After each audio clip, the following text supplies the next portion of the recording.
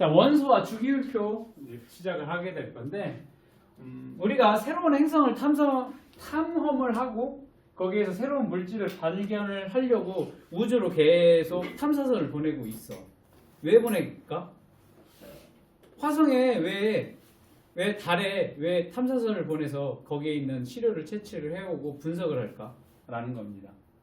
그러면 거기에서 어떠한 시료를 채취를 해왔다라고 해봅시다. 그랬을 때 그 물질의 성질을 어떻게 예측하고 기존에 알려진 물질과 어떻게 비교를 할 건지 왜 하냐는 거지. 그러면 우주가 어떻게 생성이 됐고 지구가 어떻게 생성이 됐는지를 히스토리를 거꾸로 찾아가는 방법이 있겠지. 그런 것들을 해서 어떻게 우리는 생명이 어떻게 탄생이 됐느냐, 지구는 어떻게 만들어졌느냐, 그런 것들을 궁금하니까 이렇게 탐험을 하게 될 건데, 탐험을 했었을 때 지구에 있는 물질하고 우주에 있는 그 행성에 있는 물질하고 서로 비교를 해봐야 되겠지. 그치? 그래서 이게 같은 물질인지 다른지. 그러면 뭐야?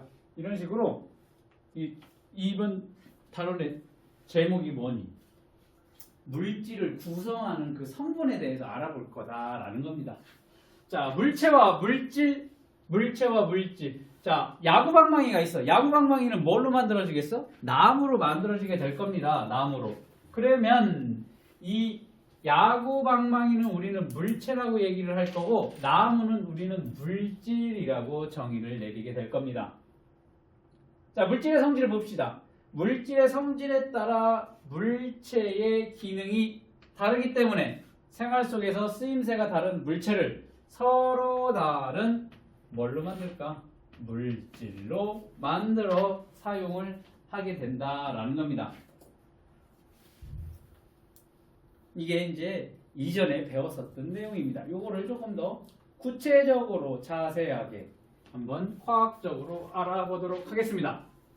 자, 원소와 화합물이라는 얘기가 나와 있는데, 여기서 잠깐 히스토리를 얘기를 할 거야. 과거의 과학자들은, 사람들은 어떻게 이러한 물질을 이루는 기본 성분에 대해서 어떻게 생각을 했는지 보자라는 겁니다. 그래서 만물의 근원이 되는 기본 성분이 있을 거다라고 오래전부터 생각을 한 거지. 그래서 물질을 이루는 기본 성분이 물, 흙, 바람, 공기 이런 것들이 우리 주변에 얘네들이 어떻게 조합이 되느냐에 따라서 다양한 물질들이 만들어졌을 거다라고 이제 주장을 했었던 거다라고 보면 되겠습니다. 그래서 탈레스라고 하는 학자가 만물의 근원은 물이다라고 생각을 한 거야. 그래서 뭐 네가 맞니 내가 맞니 뭐 하다가 이제 그 유명한 아리스토텔레스가 만물의 근원은 물, 불, 흙, 공기 이란 네 원소에 따뜻한, 차가운, 습함, 건조함 이렇게 네 가지 기본 성질이 있어. 그러면 물, 불, 흙, 공기를 조합을 하면 우리가 알고 있는 다양한 물질이 만들어진다고 주장을 한 거지. 그러면 아리스토텔레스 하면 굉장히 유명한 철학자이자 수학자이자 과학자야. 굉장히 유명하지. 그러니까 다른 사람들이 오 맞아요, 아리스토텔레스 형님 말이 맞아요 라고 한 거야. 그러니까 모든 물질은 얘만 물, 불, 흙, 공기만 조합을 하면 만들어질 수 있다라는 거지. 그래서 이게 기본 물질이다라고 얘기를 했었어. 그러니까 유명하니까 대부분 사람이 그랬는데 아니다라고. 누가? 라부아지에라고 하는 과학자가 실험을 해보니까 물이 원소가 아니라 기본 성분이 아니다라는 것을 알게 됐다라는 겁니다. 자, 오른쪽 밑에 보면, 왼쪽 밑에 보면 라부아제이가 물분해 실험을 해본 겁니다. 뭐냐면 이렇게 주철관이야. 철로 된 관 안에 물을 집어넣고 밑에서 이렇게 가열을 했어. 가열을 해서 모아지는 기체를 갖다가 보니까 여기에 수소에다가 뭐를 갖다 놨어? 즉 수소, 이 모아진 기체에다가 성냥불을 갖다 댔더니 갑자기 퍽 하는 소리가 나면서 확 타오르는 것처럼 그런 현상이 나타나게 됐대. 여기서 만들어진 게 수소구나. 그 다음에 여기 주철관 안을 지나면서 이 물이 끓어갔더니 이 주철관 안에가 녹이 쓰는 현상이 나타났대. 녹이 쓴다라고 얘기를 하면, 지우야, 우리가 녹이 쓴다라고 하면 연소가 됐다라고 얘기를 할 거고, 연소가 됐다라고 얘기를 하면 산소와 반응을 했다라고 얘기를 할 겁니다. 그러니까 물이 분해가 되면서 산소와 수소로 나눠지게 됐다라는 그 실험을 처음으로 한 게 이 라부아제예요. 그러면서 그 전에는 아리스토텔레스가 뭐라고 했어? 물이 기본 성분이다, 원소라고 얘기를 했거든. 물이 가장 기본 성분이라고 했는데 물이 이렇게 분해가 됐어. 그래서 실험을 통해서 물을 수소와 산소로 분해했어. 물이 원소가 아님을 증명한 사람이 라부아지에라는 과학자다. 이거 하나는 기억을 해둬야 돼. 위에 거는 그냥 몰라도 돼. 라부아지에가 물 분해 실험을 해서 물이 기본 성분이 아니구나 라는 것을 최초로 실험을 통해서 증명을 하게 됐다. 그래서 수소와 산소는 더 이상 분해되지 않는 것을 확인했다. 수소와 산소가 기본 물질이다 라는 것을 알게 됐다 라는 겁니다. 자, 그러면 얘를 이제 조금 현대적으로 다시 물 분해 실험을 해 볼 겁니다. 여기에 이러한 실험 장치를 해놓고 여기 플러스 극 마이너스 극을 연결을 해놓고 여기 가득 물을 채워 놓을 거야. 그리고 여기다 전류를 흘려 보내줄 건데 여기에 우리가 순수한 물의 경우에는 전류가 통하지 않아. 그래서 전류가 잘 통하게끔 여기 전해질이라고 하는 전류가 잘 흐르게 해줄 수 있는 요 수산화나트륨을 안에다가 풀어주게 될 겁니다. 수산화나트륨을 풀어주게 되면 여기 나트륨하고 수산화이온하고가 서로 물에 녹아가면서 이온화가 될 거야. 이온화가 된다라는 얘기는 나중에 배우게 될 건데 원소가 플러스 극을 띄고 마이너스 극을 띌 거야. 그러면 여기 플러스 극 마이너스 극이지. 그럼 얘네가 녹아가면서 플러스 극 마이너스 극으로 이온화가 되면 플러스 극은 마이너스 극 쪽으로 이동할 거고 마이너스 극은 플러스 극 쪽으로 이동할 거야. 이게 전기적 성질이 인력으로 우리 자석의 N극하고 N극이 서로 밀어내고 N극하고 S극하고 서로 잡아당기는 것처럼 전기적으로 플러스 극은 마이너스 극을 땡겨. 마이너스 극은 플러스 극을 땡긴다고. 그러면 여기도 마찬가지로 플러스 극 쪽으로 마이너스 이온들이 이동을 하면서 전류가 흐르게 되는 현상이 나타나게 될 거야. 자, 이렇게 물을 분해하기 위해서는 전류가 흘러야 되니까 여기다가 뭐 집어넣는 거야? 수산나트륨 집어넣는다는 거 꼭 기억을 해야 돼. 왜? 나중에 어떻게 될 거야? 순수한 물을 갖다가 넣고 실험을 하면 전류가 통하지 않기 때문에 물 분해가 안 된다라는 것까지도 생각을 해야 되기 때문에 전류를 흘려보내주기 위해서 여기 수산나트륨을 넣는다라는 거 꼭 기억을 해두고 이런 식으로 자, 전류를 흘려보내줘서 위에 뭐가 생길 거냐면 기포가 생길 거야. 그런데 플러스 극 쪽에 모이는 기포 따로 모아낼 거고 마이너스 극 쪽에 모이는 기포를 따로 분리를 해놔서 이 플러스 극 쪽에 모인 기체 성냥 저걸 갖다 댔어. 꺼져가는 향불을 갖다가 댔더니 향이 갑자기 타오르는 현상이 나타나게 됐다라는 겁니다. 그러면서 이 플러스 극 쪽에 모아진 기체는 산소 기체구나라는 것을 우리는 알 수가 있다라는 겁니다. 그리고 마이너스 극 쪽에 모아진 기체에다가 성냥풀을 갖다 댔어. 그랬더니 펑 소리를 내면서 타더래. 뭐야? 수소 기체가 만들어졌다라는 것을 알 수가 있습니다. 나중에 이것까지도 기억해. 플러스 극 쪽에 산소야. 마이너스 극 쪽에 수소 기체가 모아진다라는 것도 기억을 해둬야 되고 아직 거기까지 배울 필요는 없지만 이때 만들어지는 이 기체의 부피도 달라질 거야. 그건 아직 모르니까 거기까지 배울 필요는 없으니까 그 부피 차이도 있다라는 건 나중에 조금 더 심화 과정에서 배울 내용이기 때문에 기본적으로 이렇게 물을 분해하면 수소와 산소로 분해가 될 거야. 그러면 그걸 확인하는 거 뭐야? 성냥불을 갖다 대서 펑 소리가 나면 수소 꺼져가는 향씨를 갖다 대서 확 타올랐어. 그러면 산소다. 그럴 때 플러스 극에 산소, 마이너스 극에 수소 기체가 모아지게 된다라는 겁니다.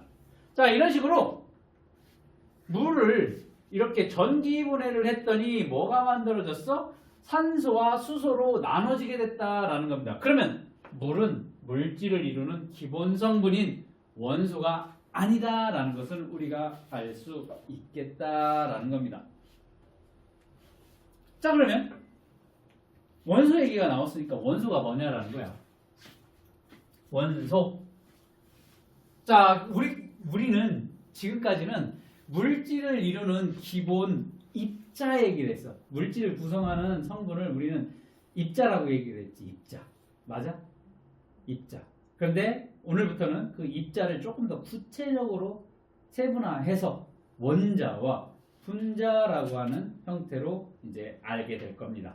입자가 쉽게 말하면 눈에 보이지 않는 원자, 분자 얘기를 하는 거니까 이제 그동안 1학년 때는 입자라고 하는 물질을 구성하는 기본 성분을 입자라고 했으면 이제 오늘부터는 이제 조금 더 구체적으로 원소라고 하는 개념을 배우게 될 겁니다. 원소라고 얘기를 하면 수소, 산소. 자, 수소를 원소 기호로 이렇게 H로 나타낼 거야. 조금 이따 배울 거야. 산소는 이렇게 옥시전에서 그 앞자 대문자 O로 이렇게 나타내고 하이드로전에서 대문자 H로 이렇게 나타날 겁니다. 이런 원소라고 하는 것은 더 이상 더 작은 다른 물질로 분해되지 않으면서 한 종류의 입자로 이루어진 물질을 우리를 원소라고 얘기를 할 겁니다. 즉 원소라고 하는 것은 물질을 이루는 기본 성분이라고 얘기를 할 겁니다. 자, 잘 기억을 해둬야 돼. 원소라고 한다. 물질을 이루는 기본 성분이야. 기본 물질을 구성하는 기본 성분이야. 더 이상 분해되지 않은 가장 작은 기본 성분, 우리는 원소라고 얘기를 할 겁니다. 그러니까 우리가 알고 있는 수소, 탄소, 알루미늄, 철, 헬륨 같은 것들이 다 원소가 될 겁니다. 그랬을 때, 자, 수소, 산소, 아까 뭐라고 했어? 산소는 꺼져가는 향씨를 확 하고 타오르게 하고, 수소는 어때? 불씨를 갖다 대면 펑 소리가 난다라고 했지. 그러면서 타오른다고 했지. 즉, 수소하고 산소는 성질이 전혀 다르지. 그 종류에 따라서 이 원소는 다 성질이 다르다라는 겁니다. 현재까지 알려진 원소는 118가지야. 그 중에 한 90여 가지가 자연에서 발견이 된 거고 나머지 한 20여 가지는 인공적으로 만들어진 원소라고 보면 되겠습니다. 자, 그래서 여기 수소라고 하는 원소는 지금 원소 중에 제일 가벼워. 지우야, 제일 가벼워. 1번이야. 이따가 나오겠는데 수소가 원자번호 1번부터 118번까지 있는데 1번이 수소야. 제일 가벼운 애가 수소거든. 그 다음에 얘는 자동차 원료로 쓰고 있지. 지금 수소 자동차들 조금씩 늘어나고 있는데 수소 자동차에 들어가는 그 원료인 수소, 원소. 탄소 봅시다. 탄소는 우리 쓰고 있는 연필 있지. 샤프심. 그 흑연의 구성 성분이 탄소지. 다이아몬드도 구성하는 성분이 탄소야. 다이아몬드도. 그리고 건전지 전극에도 이 탄소가 들어가게 될 거야. 나중에 한번 건전지를 잘라봐. 가운데 시커먼 가루 나오게 될 거야. 이게 탄소야. 자, 얘 봅시다. 알루미늄 캔이네. 알루미늄이라고 하는 원소야. 얘는 가벼워, 견고해. 그 다음에 물에 닿아도 부식이 잘 안 되는 그런 특징이 있다. 그렇기 때문에 용기나 식품 포장재로 쓰이게 될 거고. 헬륨 봅시다. 헬륨이 수소 다음으로 작은, 제일 그 다음 번째로 가벼운 애야. 그러니까 헬륨을 뭐에 쓰니? 우리 풍선용 파티에 집어넣게 되지. 그러면 그 헬륨 풍선이 어떻게 되니? 공기보다 가벼우니까 공중에 이렇게 떠 있겠지. 그럼 거기다 뭐 꼬랑지 이렇게 매달아 놓고 좋은 분위기를 연출할 때 사용하는 이 헬륨도 원소가 되겠다라는 겁니다. 그 이외에도 이제 우리가 산소라고 하는 것들, 우리 호흡을 하는데 필요를 하는 거. 염소. 음의 염소가 아니고 이 대문자, 소문자 L, 대문자 C 이런 염소지, 염소. 염소 같은 경우에는 지금 이렇게 NaCl이라고 하면 염화 나트륨이야. 우리가 잘 알고 있는 소금이야. 소금을 분해를 해서 이렇게 염소로 만들면 얘는 강력한 뭐가 냐면 소독제가 돼. 그 수영장 가봤지? 실내 수영장 가보면 그 특유의 락스 냄새 나잖아. 그게 염소로 소독을 해서 그렇거든. 거기에 이제 왜냐면 공용으로 쓰다 보니까 거기에 뭐 각질이니 지우가 흘린 콧물도 있을 거고 침도 있고, 그렇지? 각종 그런 세균들이 번식할 수 있으니까 그거를 이제 소독하기 위해서 염소를 풀어가지고 소독을 하니까 그 독특한 그 락스 냄새가 날 겁니다. 그 염소가 얘야. 이런 염소 원소를 이용해서 소독을 하는데 사용을 할 겁니다. 그리고 철, 구리 이런 다양한 원소를 우리가 일상적인 생활에서 이용을 하고 있다라는 겁니다. 자, 이제 화합물 얘기를 할 건데, 화합물 얘기를 하면 그 전에 선생님이 간단하게 얘기를 할게. 우리가 어떠한 물질을 조금 분류를 해볼 거야. 물질을 분류를 해보면 물질이라고 하는 것은 순물질하고 혼합물로 이렇게 분리를 할 수 있습니다.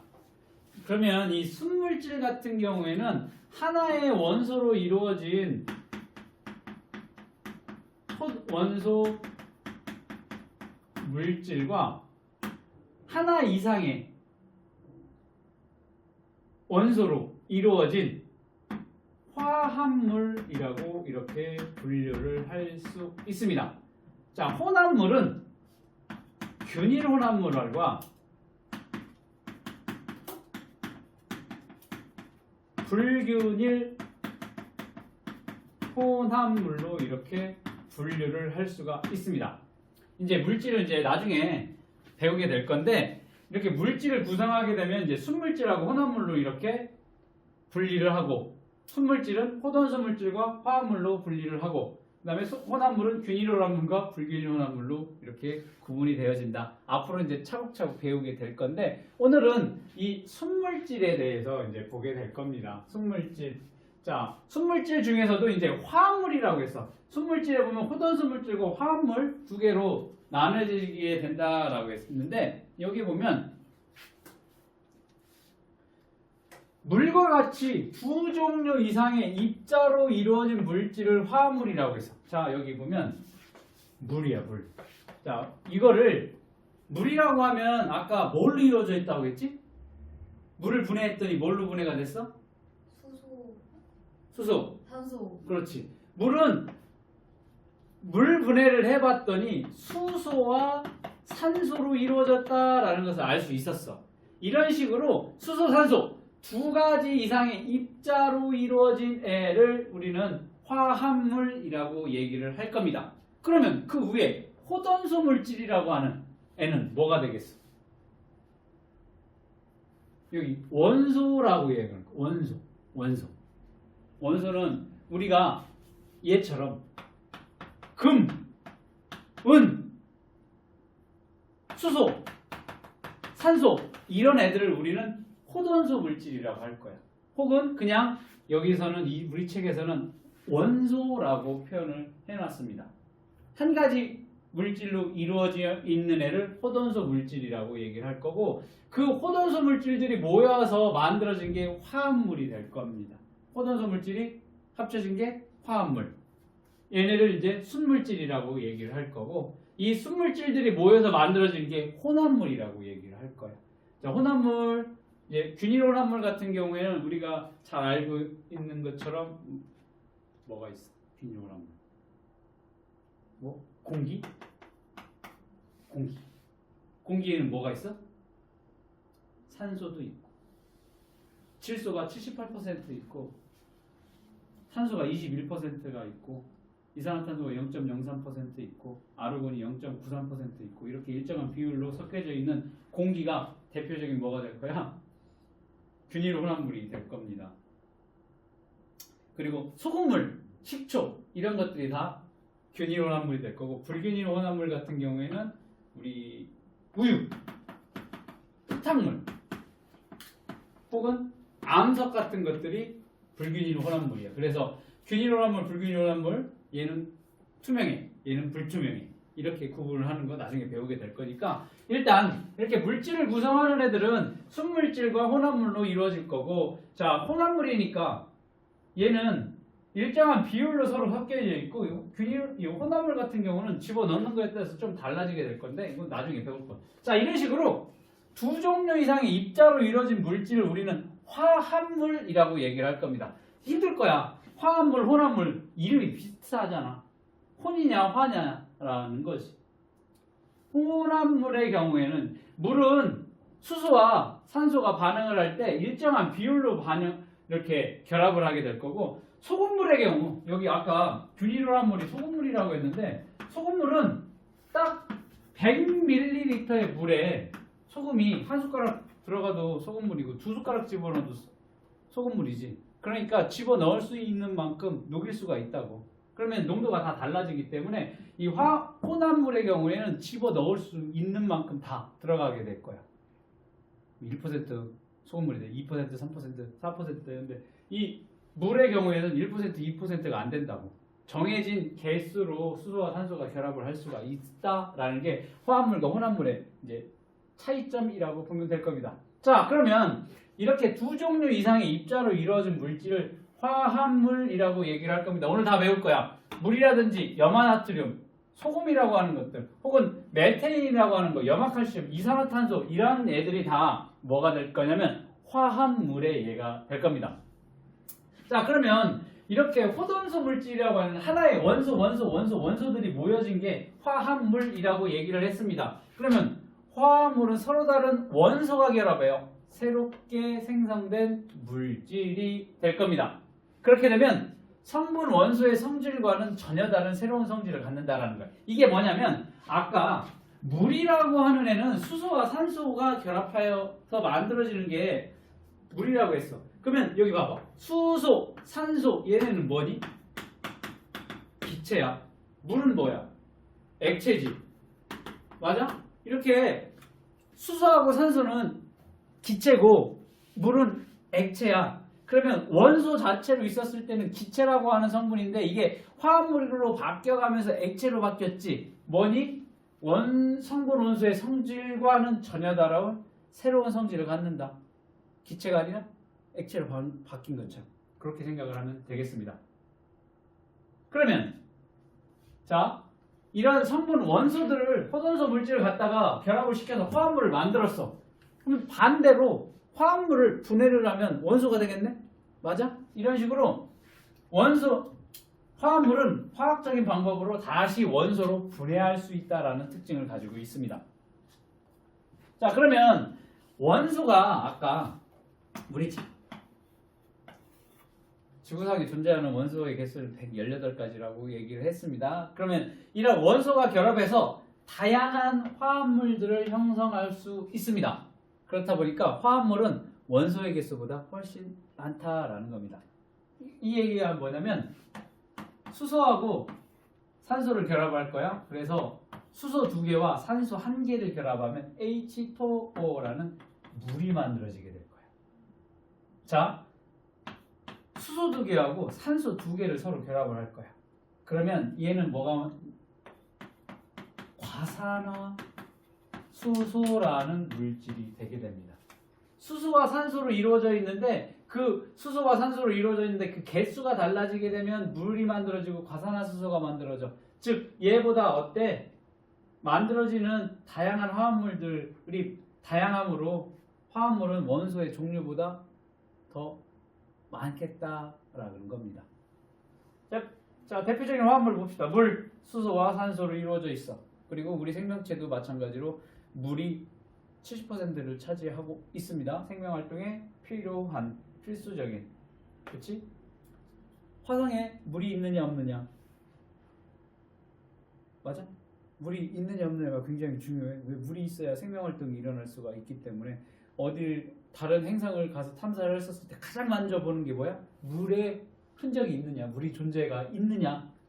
왜? 물이 있어야만 생명활동이 일어날 수가 있으니까. 그러니까 화성에도 물이 있느냐 보고서 물이 있었다라고 하면 과거에 거기에 생명체가 있었을 수도 있으니까 그런 것들을 참고할 거예요. 자, 메테인 봅시다. 메테인은 CH4 이렇게 얘기를 할 겁니다. 탄소 1개와 수소 4개로 이루어져 있으면 우리 잘 알고 있는 천연가스의 주성분이 될 겁니다. 그 다음 소금이야. 소금은 나트륨하고 염소하고 서로 결합이 되어 있는 형태가 될 겁니다. 그러면 얘부터 읽을 거예요. 염소인데 왜 염화라고 하나요? 좀 이따 배우게 될 거예요. 염화 나트륨이라고 하는 거 소금이 될 겁니다. 우리가 음식에 간을 맞추는데 사용을 하는데. 그 다음에 아세트산은 수소, 탄소, 산소로 만들어진 식초야. 식초의 신맛을 나게 되는 물질이 아세트산이 될 겁니다. 이렇게 다양한 우리 주변에서 사용을 하고 있는 화합물들이 존재를 하게 된다라는 겁니다. 이제 원자 얘기를 해볼 건데 아까 원소라고 얘기를 했어. 원소는 물질을 구성하는 기본 성분이라고 얘기를 했고 원자라고 얘기를 하면 물질을 구성하는 기본 입자라고 얘기를 해서 선생님이 뭐라고 했니? 물질의 종류 혹은 원자라고 하면 물질의 개수 얘기다라고 했는데 여기에서는 어떻게 표현했냐면 그 원소를 구성하는 입자를 원자라고 얘기를 했어. 그리고 원자들이 모여서 뭐가 돼? 원소를 구성을 하게 된다라고 이렇게 표현을 해놨네. 자, 예를 들어서 반도체에 금이 들어갈 거거든. 아주 적은 양이지만 금이 들어가. 그래서 이 반도체들 우리가 핸드폰에도 핸드폰 기판에 뒤에 기판에 금이 들어가지. 그렇다 보니까 이 핸드폰도 사용한 이제 폐기되는 핸드폰들 모아가지고 거기에서 뭐를 금을 추출하는 도시광산이 요즘 굉장히 떠오르고 있는 직종이 되겠지. 얘네는 광산이라고 하면 뭔지 알아? 땅 깊숙이 파고 들어가가지고 거기서 뭐를 석탄을 캐고 금을 캐고 했는데 지금은 그런 상황이 아니다 보니까 이런 폐기물들 있지, 전자제품들 폐기물들을 모아서 거기에 있는 금이나 은이나 그러한 광물들을 추출을 하는 게 이제 도시광산이라고 얘기를 할 겁니다. 그렇다 보니까 여기 반도체에 보면 일정 양이긴 하지만 되게 조그만 그 양이긴 하지만 일정 부분에 금이 들어갈 거야. 거기에 금이 있다라고 하면 금 원자가 들어있을 때 원자는 굉장히 개수가 많다라고 보면 될 거야. 이런 많은 개수의 원자들이 모여서 금 원소를 이루게 된다. 뭐 그렇게 표현을 해놨습니다. 자, 그러면 그 다음에 굉장히 중요한 개념, 오늘 수업 중에 제일 중요한 개념이 여기 원자의 구조가 될 겁니다. 자, 원자라고 하는 애의 구조가 이렇게 가운데 부분이 원자 핵이 존재를 할 거고 그 주위에 전자라고 하는 녀석들이 나머지 부분을 차지하고 있다라고 보면 될 겁니다. 자, 원자를 구성하는 애는 원자 핵 그리고 전자로 이루어져 있다라는 겁니다. 이 원자 핵은 이 원자의 중심에 위치를 하고 있어. 얘는 움직이지 않아. 그냥 항상 고정되어 있다라고 생각을 해야 돼. 대신 이 전자는 이 원자 핵 주위를 계속 돌고 있어. 그러다가 얘가 튕겨져 나갈 수도 있고 다른 원자가 열로 들어올 수도 있다라고 보면 되겠습니다. 그러면 이 원자 핵은 이 원자의 중심에 위치를 하고 있는데 얘는 플러스 전하를 띠게 된다라는 겁니다. 그럼 여기서 전하가 뭐야? 전하라고 얘기를 하는 것은 플러스를 띠느냐 마이너스를 띠느냐 얘를 전하라고 얘기를 할 겁니다. 그랬을 때 원자 핵은 플러스 전하량을 띠는 애야. 플러스 전하를 띠고 이 전자라고 하는 애는 마이너스 전하를 띠고 있는 것이 특징이 되겠다라는 겁니다. 잘 기억을 해둬야 돼. 원자 핵은 플러스 전하량, 이 전자는 마이너스 전하량을 띠고 있을 겁니다. 자, 그런데 과학이 발달해 보니까 처음에는 이 원자 핵만 보였어. 원자 핵이 플러스라는 걸 배웠는데 이제 과학이 발달하면서 기계가 좀 더 세분화할 수 있는 그런 큰 분석을 할 수 있는 기계들이 만들어지다 보니까 이 원자 핵은 양성자와 중성자로 이루어져 있다라는 것을 또 알게 됐습니다.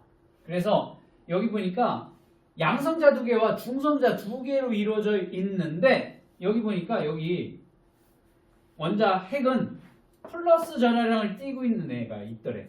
걔를 이름을 플러스 전하를 띠고 있으니까 양성자라고 이름을 불러놨고 나머지 이 2개는 전기적 성질이 없어. 그래서 그냥 중성이다라고 해서 중성자라고 이름을 붙여놨습니다.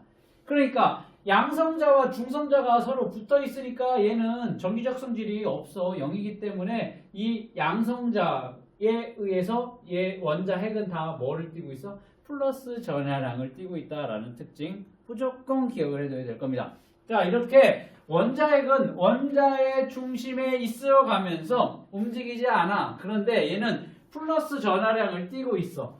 그걸 조금 더 자세하게 플러스 전하량을 띠는 이유는 원자 핵은 중성자와 양성자로 이루어져 있기 때문에 양성자가 플러스 전하량을 띄어. 그래서 원자 핵은 플러스 전하량을 띠고 있다. 그 다음에 원자 핵 주위를 막 돌고 있어. 얘를 뭐라고 할 거야? 전자라고 할 겁니다. 전자는 마이너스 전하를 띠고 있습니다.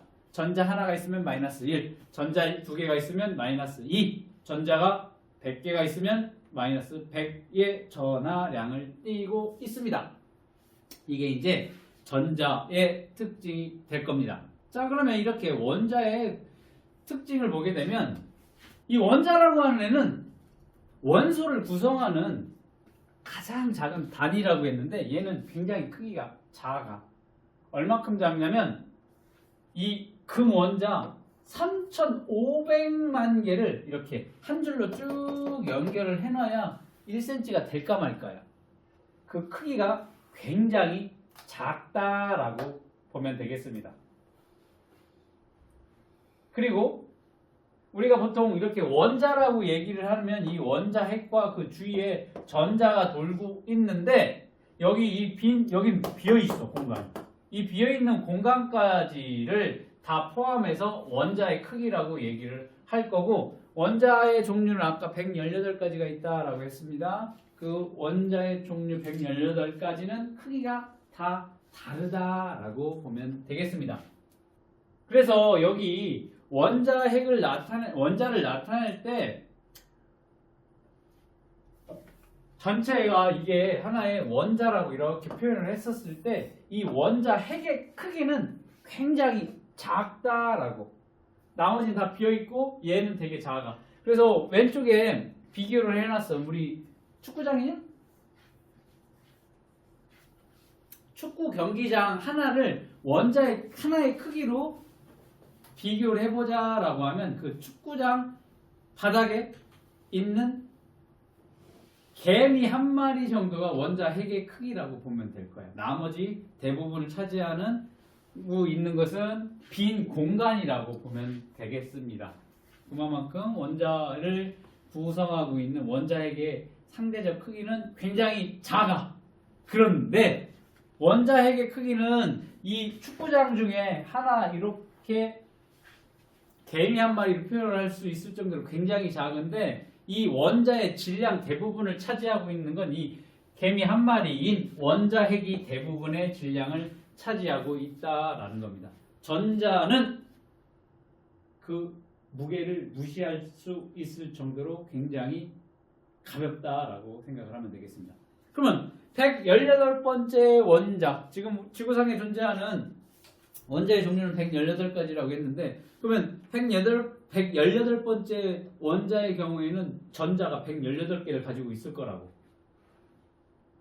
걔는 118개를 가지고 있다 하더라도 그만큼 전자는 가볍기 때문에 무시를 해도 돼. 뭐가? 원자 핵이 원자 질량의 대부분을 차지하고 있다라는 거, 그 정도만 기억을 해두면 되겠습니다. 이렇게 원자의 크기는 굉장히 작다라는 거만 기억을 해두면 되겠고, 그 다음으로 나와 있는 게 원자의 전기적 성질이 될 겁니다.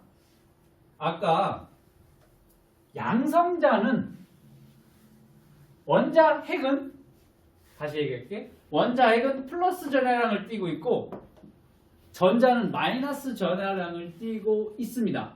그럴 때 원자라고 하는 애는 이 플러스 전하량하고 마이너스 전하량이 서로 같아.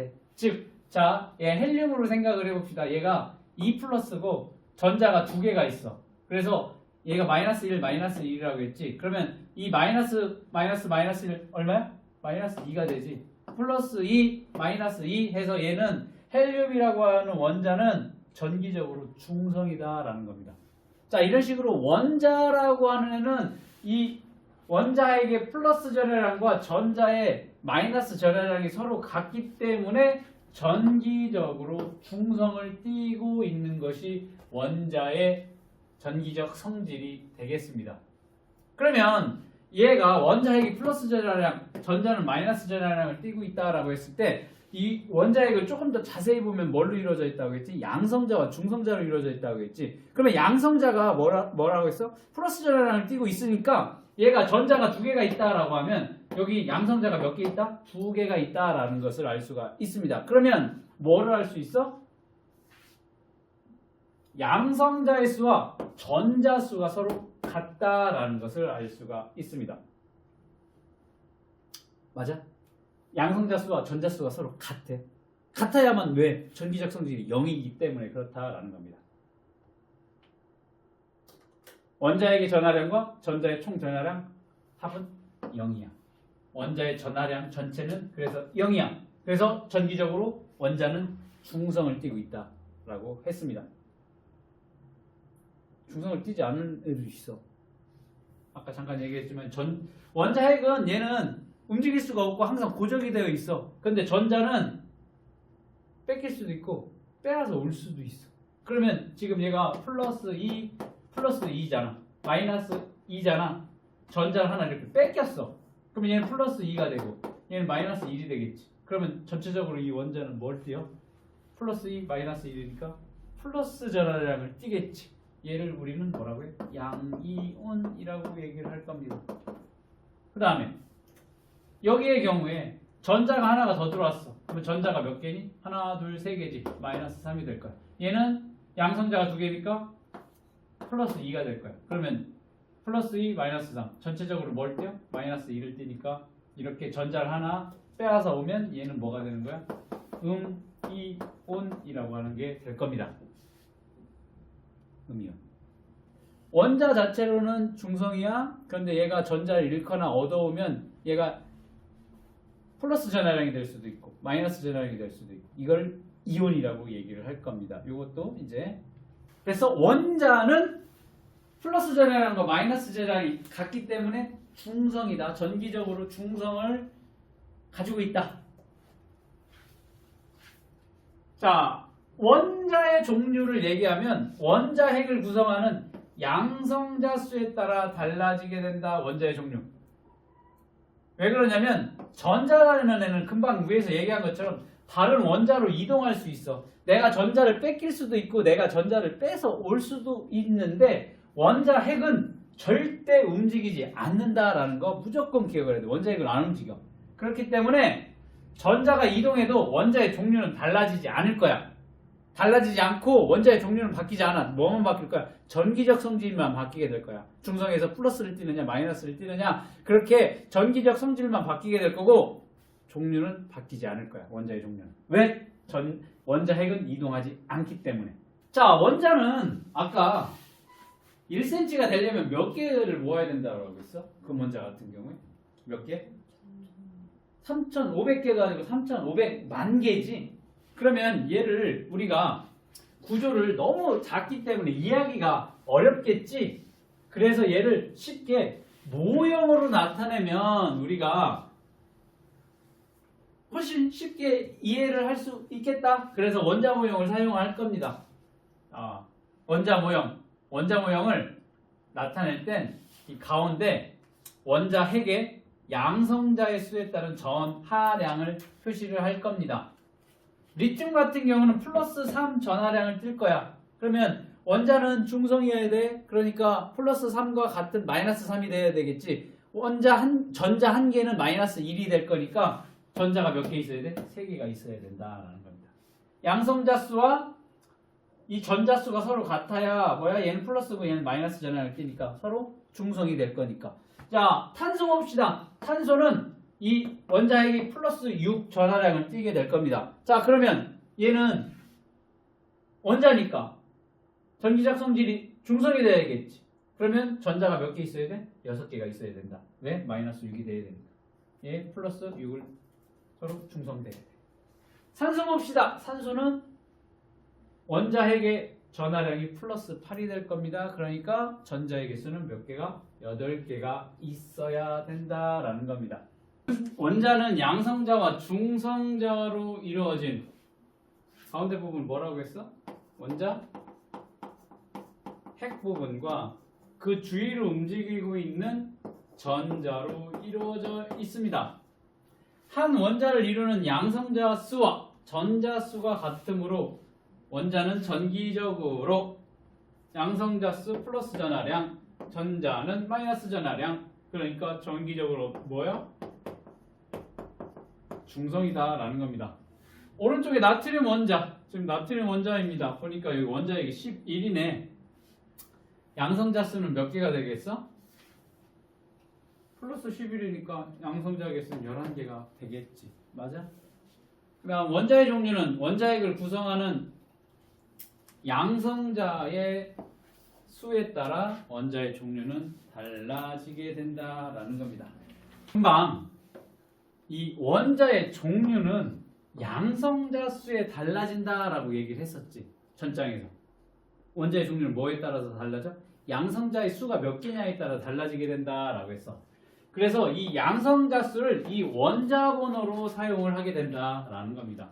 자, 아까 시작할 때 우리 주변에 존재하는 원자의 개수는 원소의 개수는 118가지라고 얘기를 했지. 그러면 그 118가지의 번호가 1번부터 118번까지 적혀져 있을 거야. 정해놨어. 적혀져 있는 게 아니라 그렇게 정해놨지. 그래서 그 원자 번호 1번부터 118번까지 그 원자 번호는 양성자 수와 같을 거고, 양성자 수는 뭐와 같다? 전자 수와 같다라는 거. 요거 관계 반드시 기억을 해둬야 되겠습니다. 원자 번호는 뭐와 같아? 양성자 수와 같아. 원자 번호는 뭐와 같아? 전자 수와 같다라는 겁니다. 자, 처음에 과학자들이 발견되는 원소가 몇 개 안 됐을 때는 분류를 하기가 편했어. 몇 개 안 되니까. 그런데 점점 많아져. 개수가. 처음에 뭐 한 10개, 20개, 30개 이렇게 다양한 원소들이 발견이 되면서 분류하는 방법들을 자기가 이렇게 하니까 좀 편하더라, 이렇게 편하더라, 과학자들에 따라서 다양한 분류 방법들이 나오게 됐고, 그러다가 결국에는 원소들을 일정한 규칙에 따라서 분류를 하게 됐어. 그게 이제 주기율표라는 겁니다.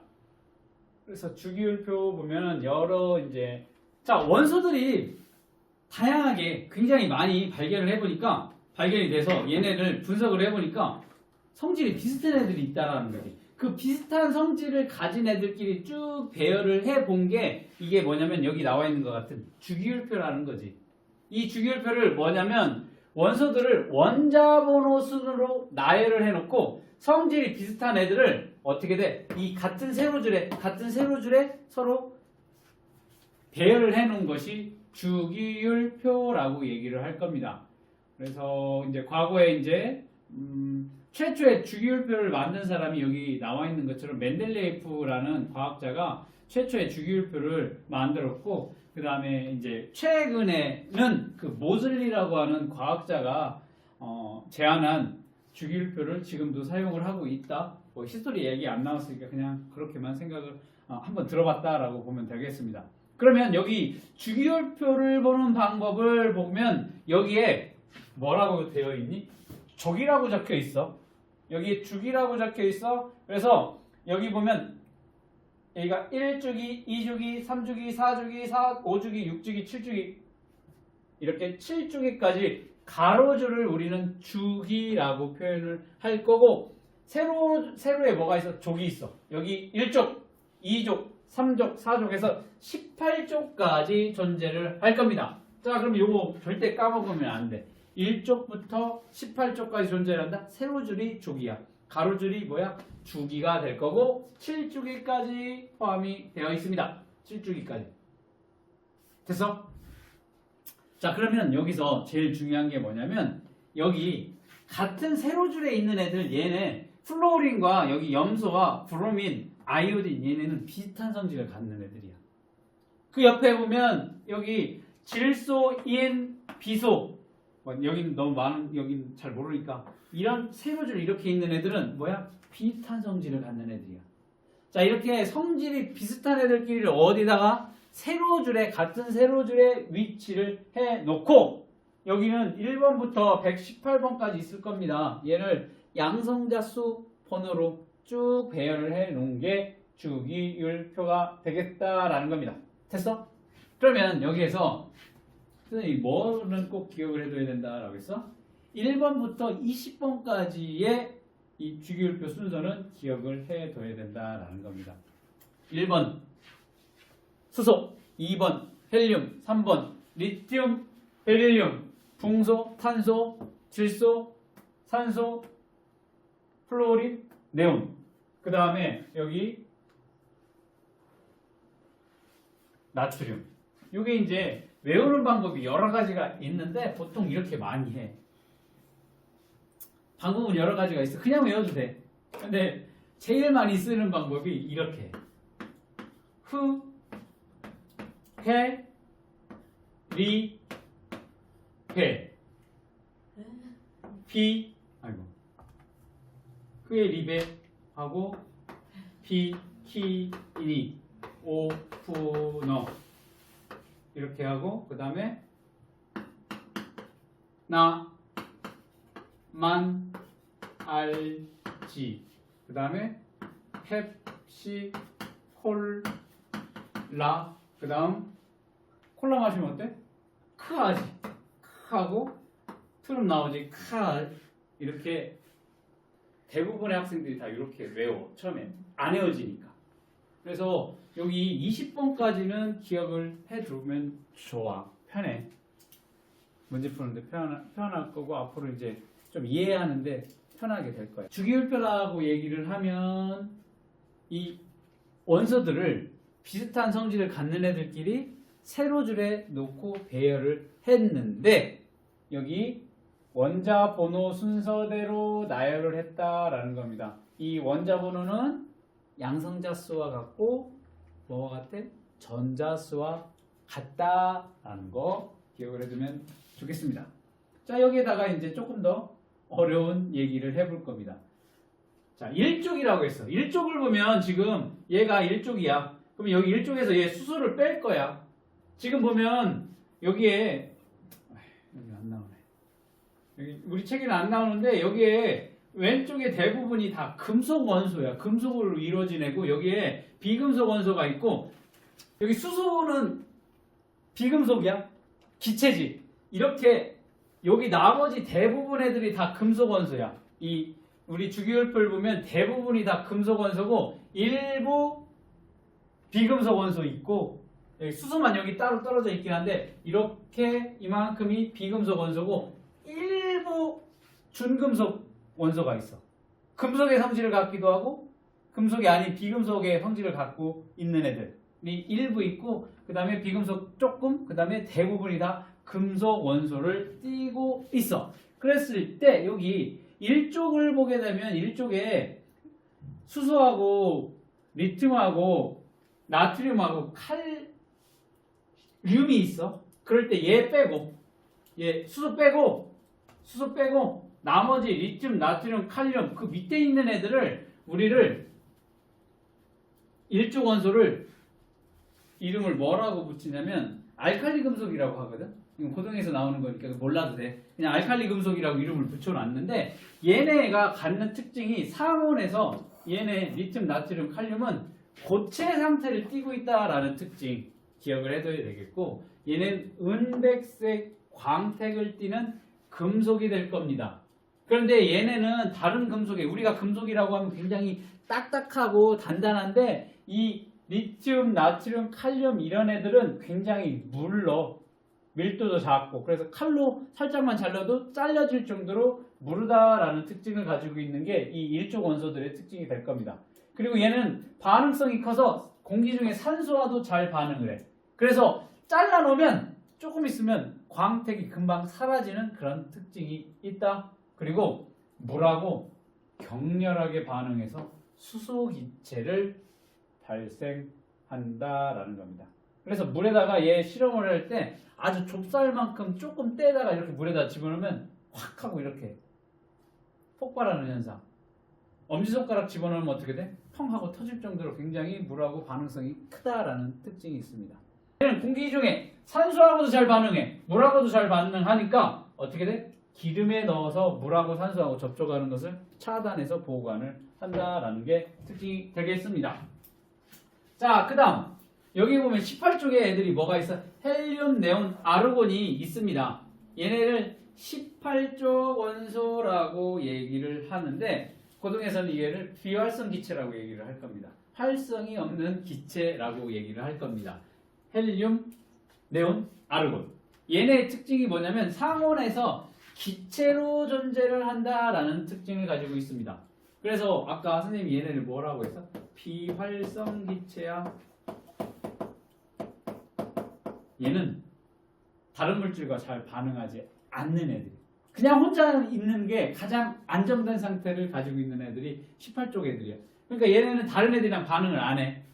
바꿔 말하면 이 18쪽을 제외한 나머지 애들은 불안정한 상태야. 그러니까 원자들이 어떻게 할 거야? 안정해지려고 하거든. 그러니까 서로 결합을 해. 어떻게든지 서로 결합을 해서 내가 안정한 상태를 유지하려고 하는데 얘 18쪽에 이 비활성 기체들은 지금이 안정해. 그러니까 다른 애들이랑 서로 결합을 안 하려고 하는 성질을 가지고 있다. 나머지 애들은 어떻게든지 다른 애들이랑 결합을 하고 싶어서 어떻게? 결합을 해야 되니까 결합을 하려고 이온 결합도 할 거고 맞아? 그런 것들은 이제 고등 과정에서 다시 배우게 될 겁니다. 공유 결합도 할 거고 공유 결합은 뭘까?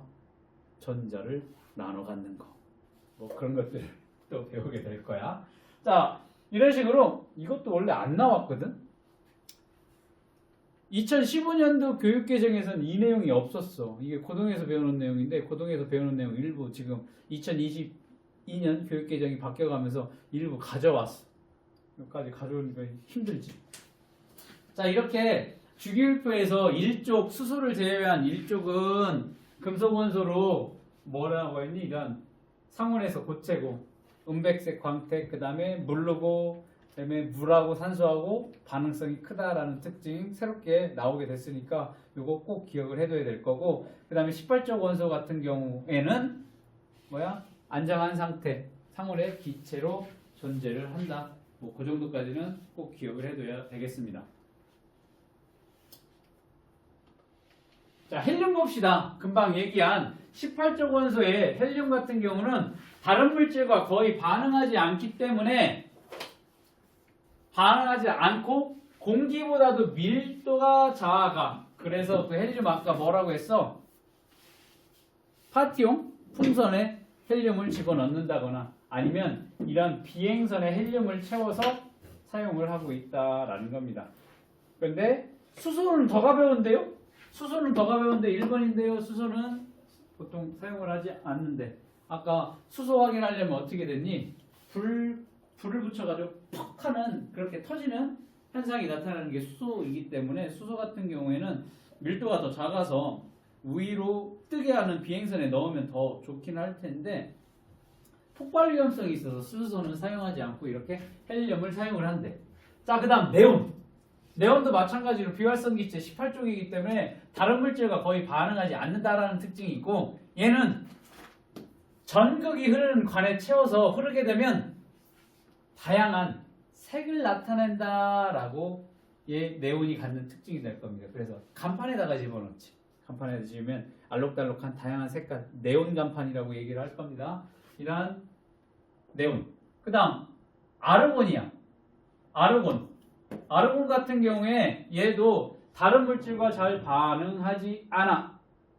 그래서 용접할 때 금속이나 산소나 불순물과 접촉하는 걸 막는 보기체로 사용을 하고 있다라는 겁니다. 용접은 뭐야? 용접.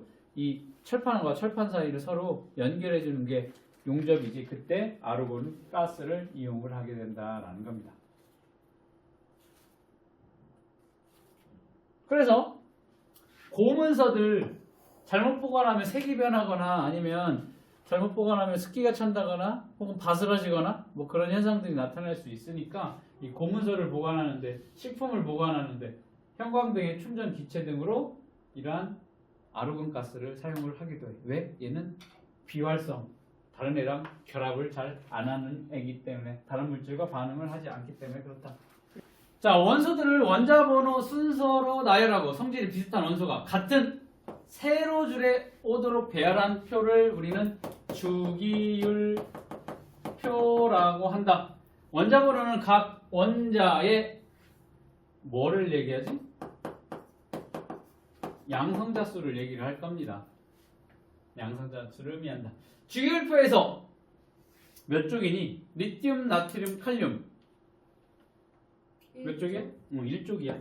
1쪽 중에 수소를 제외한 나머지 애들을 뭐라고 하냐? 알칼리 금속이라고 얘기를 한다. 얘가 물과 잘 반응하는, 산소와 잘 반응하는, 광택을 띠는 그러한 성질을 가지고 있다라는 겁니다.